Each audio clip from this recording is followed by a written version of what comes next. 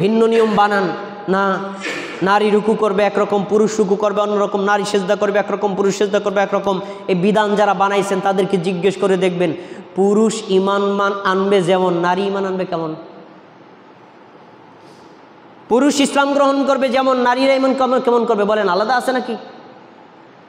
তাহলে ইমানের ক্ষেত্রে, ইসলামের ক্ষেত্রে, ইসলামী বিধান পালন করতে, ইমানের বিধানগুলো পালন করার ক্ষেত্রে পুরুষের জন্য যেমন হুকুম, নারীর জন্য ঠিক একই হুকুম। এজন্য রুকু বলেন, সেজদা বলেন, কেরাত বলেন, দাঁড়ানো বলেন, সেজদার নিয়ম বলেন, রুকুর সেজদা নিয়ম বলেন, এবং যতগুলো দোয়ার আত্মায়তু দৌরুদ দোয়া মাসনা নিয়ম আছে সব কিছু নারী করবে যেমন, পুরুষ করবে তেমন, পুরুষ করবে যেমন, নারী করবে তেমন।